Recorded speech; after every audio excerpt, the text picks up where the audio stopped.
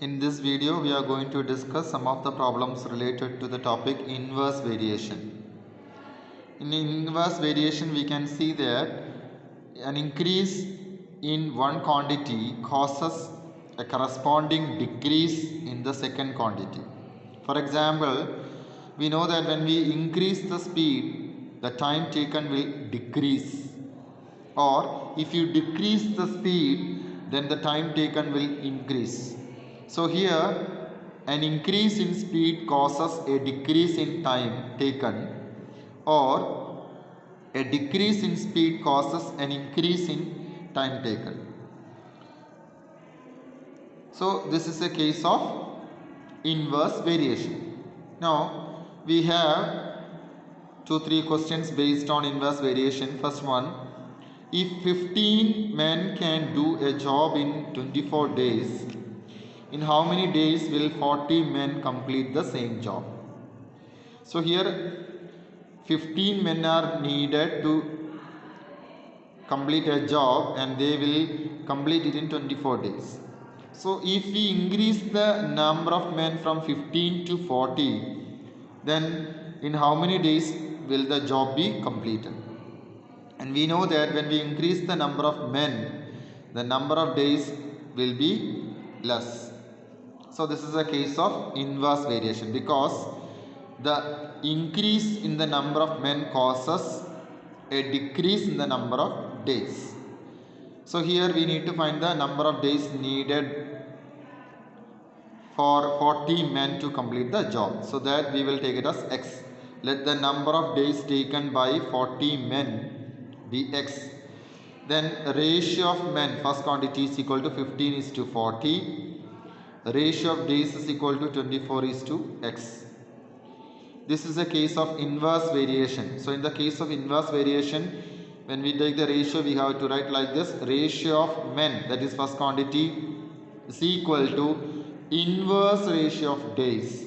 Here ratio of days is the second quantity. So when we take the ratio of days, we have to take inverse ratio, because this is a case of inverse variation. So we need to change the order of ratio. So ratio of men is 15:40. Then inverse ratio of days means we have to change the order of ratio of days. So when we write, we will write it as x is to 24. Then 15:40 we can write as 15/40 is equal to x is to 24 can be written as x upon 24. Crosswise multiplication, we will multiply 40 into x is equal to 15 into 24. Then solving for x, we will get x is equal to 15 into 24 the whole divided by 40. After cancellation and simplification, we will get x is equal to 9.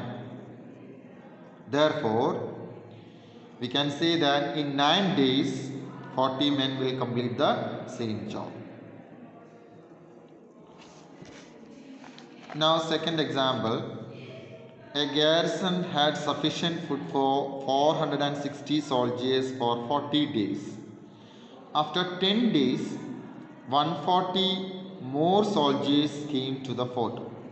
How many days will the provisions last at the same rate?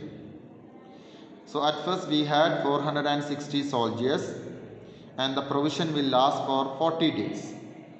But after 10 days, 140 more soldiers came to the fort. So we know that when the number of soldiers increases, the number of days the provision last will decrease. So this is a case of inverse variation.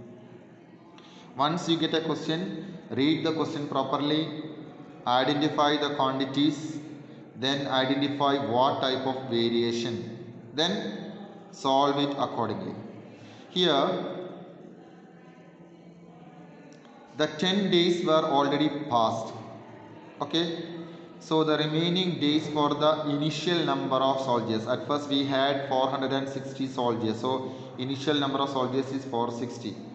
So now after 10 days remaining, if we have 30 days and for these 30 days the provisions will last for 460 soldiers. Okay, so the provision lasts for 30 days for the remaining 460 soldiers. New number of soldiers is equal to, after 10 days we know that 140 more soldiers came to the fort, so we need to add.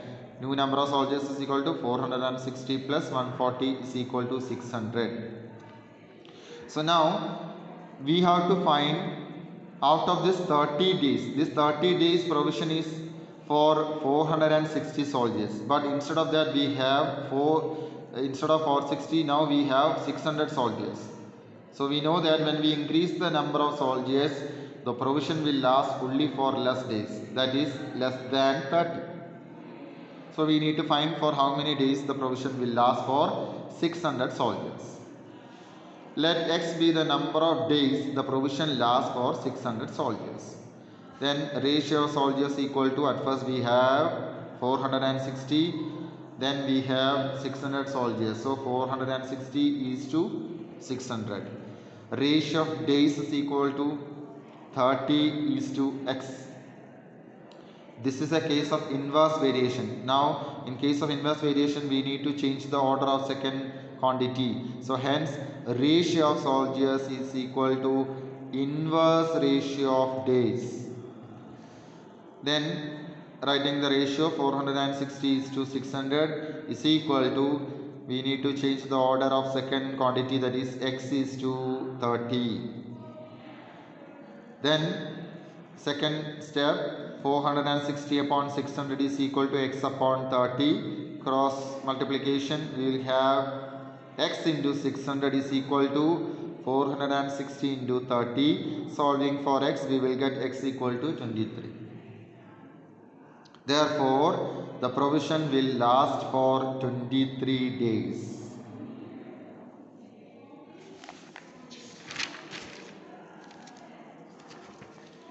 Now we have another example.